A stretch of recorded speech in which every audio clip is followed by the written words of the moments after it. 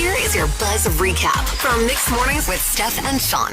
Good morning, world. Hey, good morning. Happy Thursday, September 8th, 2022, 5:33 right now, and my lips are healing, Steph. Healing? My lips.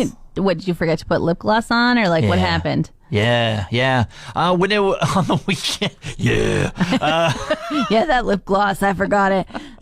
on the weekend when it was I was down in Edmonton and it got up to 36 one day. Ooh. And the other day I think it was 33 maybe. It was very warm. My girlfriend and I, we went walking probably about an hour one direction to a pub. One Direction. Woo! Mine's just off the walls at 5 a.m. Best song ever. Walked about an hour to a pub, and then we stayed inside, and then we walked back home about another hour. And I didn't apply any SPF lip chap or anything. Right. And my lips were on the verge of being sunburnt, I think. Oh. I don't think they were actually because I've sunburnt my lips before, and usually they're blistering and they're swollen and they're sore for about weeks on end. Oh my gosh. But I could kind of feel the before stage of that where they're drying out a little bit and getting to that stage, but they never got there, thankfully. And right now I can feel them just going back to normal, which is great. Oh, Shawn, I think you need to go the whole way. You've got your toes painted a color. We could just get you a little bit of tinted lip gloss that has that SPF in it, and it could just be a part of your daily routine. You got to protect those things. Yeah, well, the thing is, I've bought a lot of lip chaps with SPF in it, but what's the classic thing with lip chap? You always lose it. Yeah, you got to do Phone Wallet Keys lip chap. You got to make a new song, Phone Wallet Keys lip chap. There we go. I joined the Borealis Paddling Club this year, and it's been kind of fun. I haven't really been able to go to a lot of their events. Last night was their final celebration paddle, and I finally got to go. Hey, you're hey, I've been here all year, guys. This is so cool. Yeah, nice to meet ya.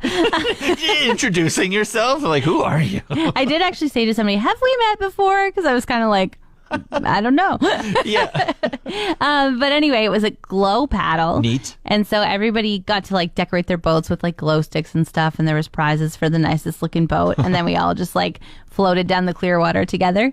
And while we were floating down, there were some people standing over by Heritage Shipyard. And this man just yelled, "Arr!" And I was like, Pirates on the sea! I didn't think that, first off. I was like, is he about to charge us? Is he coming Was swimming? he also in the water? No, he was on the edge of the water, Okay. but I thought he was angrily yelling as if we were floating past his space that he wanted quiet time. He didn't have a fishing rod or anything, so I don't know. But then one of the kids was like, we're having fun. And he was like, That's how you de-escalate things. You're just fun time. And anyone who's mad can't be mad anymore. yeah.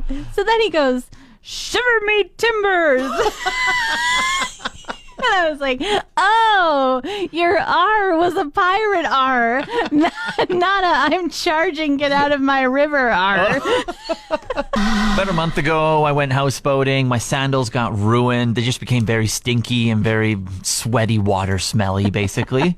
So you threw them out immediately and had to buy some knockoffs. Yeah, and now I'm using some old sandals right now. They're probably 5 or 6 years old. They weren't heavily used. They're kind of like a backup sandal almost. Okay. And I'm realizing why they are a backup sandal. Oh. I was walking in 30-degree heat last week, and for a long time, for over an hour, and the sole of the sandal is black.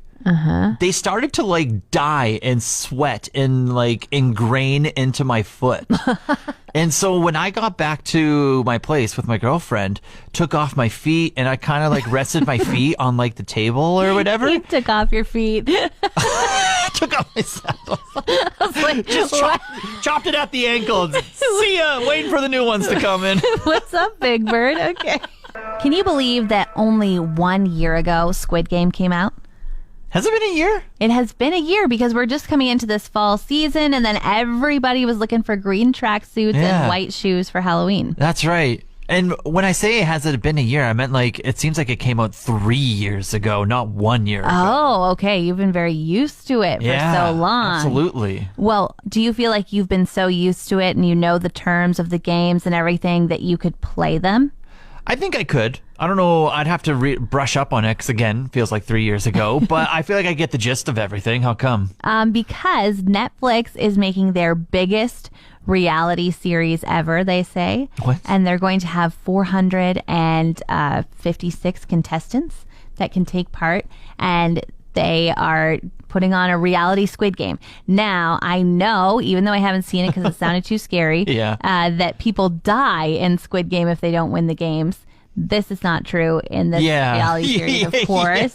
You just go home empty-handed. But the person who wins out of the 456 people walking away with 4.56 million. Sign me up. Say less. Say less. You're going to do it? I heard the dollar amount and I'm in. I don't care. Like, I'm in. Okay, but this is what I think. It seems like, that TV show on Slice, like the MSC games, I think it was. Oh, yeah. The extreme one, the most extreme competition, whatever it is. Yeah. Yeah. And the people are like running through foam things that kind of like throw them in lakes and they always fall off. Yeah. They get hit off by like a foam arm or whatever. Yeah. And it's like, oh, it's foam. It doesn't hurt. It literally looks like you have to go to the chiropractor for the rest of your life when that happens. And to me, that's what would happen in Squid Game. Like, I'm like, you are going to mess my body up forever at the chance of probably not winning 4.56 million. I'm not in. Yeah, you got a fragile mind over there. You'd be easy out anyway. And a fragile body, Shawn. Today is the day we've been waiting for. It is the Athabasca Tribal Council, day one of the Cultural Festival. And of course, we had to have Carla Buffalo, the CEO of the Athabasca Tribal Council, as well as Elena Gould, the Director of Education and Culture and Language with the council, and to chat about day one getting kicked off in just about under an hour here. Yeah, it's now go time. So today we're really excited to bring the ATC Cultural Festival to the region. This morning we're starting out with a traditional pipe ceremony on site, which is the best way to start any Indigenous event. Followed by that, we're going to have grand entry and opening ceremonies starting at 10 o'clock this morning. So this is really a great opportunity to come down and kick off the event with us. But there is such a long list of activities. We're going to try to pump through everything that's going on. But we've got workshops that people can sign up for. Go online to our atcculturalfestival.ca and take a look at the long list of 72 different types of workshops. Those are all fee related. You can sign up online, but you can also come on down on site and sign up for any spots that are still available. But there's a long list of activities that we've got going on. So I'm going to let Elena jump in with some of the free activities, maybe starting with the Cultural Village.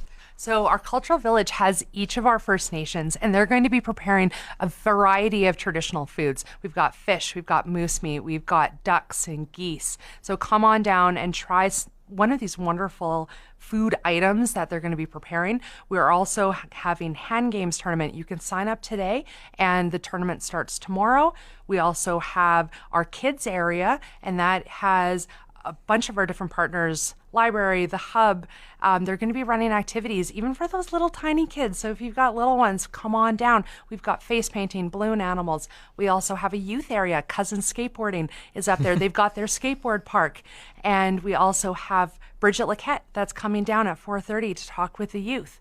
And that is today. And then tomorrow we've got brown dance. On Saturday we have a tea dance. We also have activities happening. So tomorrow we've got Bear Grease the musical that's playing at 2 and 7. And then on Saturday we've got our live concert that's going to be from 4 to 6. And we also have music every day. And we've got drumming. Come on down. We've got hide camp. We have free smudging workshops, and we've got free food every day. So the free food is from, I believe it starts at 12 to 2 each day, as well as from 6 to, or I think it's 5 to 7. I'm not too sure actually. So I love it how even if you're someone who's like spontaneous, you can just show up because it's free to attend and you can kind of take it in. Or if you're someone that likes to plan out your day, the website's very user friendly. You can just click on the schedule. You can see what you want to do, when you want to do it with your friends or family, and you can schedule it out that way. So there's plenty of options for everyone. Absolutely. So our website again is www.atcculturalfestival.ca. It's got the full schedule. Again, as Carla said, you can sign up for workshops in advance, but you can also come down and sign up. We've got a workshop registration tent, and we're going to have the schedule posted all throughout the site. Come on down. You can also get a program from one of the welcome tents. And if you need some help getting into the site, we've got golf carts that can come and pick you up. And so it's really accessible for anybody that is out there from all ages. I love it. You've thought of everything, and every moment is scheduled with something great. So go and show up and check it out. Our guests this morning, Carla Buffalo and Elena Gould at the Athabasca Tribal Council. The cultural festival is at the SNI Thursday to Sunday. The annual hospital bed races are coming up in support of the Northern Lights Health Foundation, and we have special guest with us, Stephanie, also good name. She's the donor relations officer with the Northern Lights Health Foundation. Thank you for joining us today. Well, hey, thanks for having me this morning. Glad to be here. And Stephanie, where are we at with registrations? Is it full? Do you need some? Is it in the middle? What are we thinking right there for getting teams involved in this? Yeah, so we're actually at our halfway mark right now. We've got 15 teams signed up right now. You know, we're aiming for 30. So if you ever want to get your team registered, there's still time. I think our cutoff is September 17th to register your team. So you can do that by going to give2nlhf.ca. Wonderful. And now this is all in support of the Northern Lights Health Foundation. Where's the money going to go?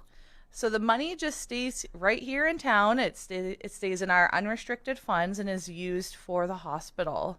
Now, how are you doing for volunteers? Because you can't just run this with just you yourself or maybe some of your colleagues. You probably need some other people to help out here and there.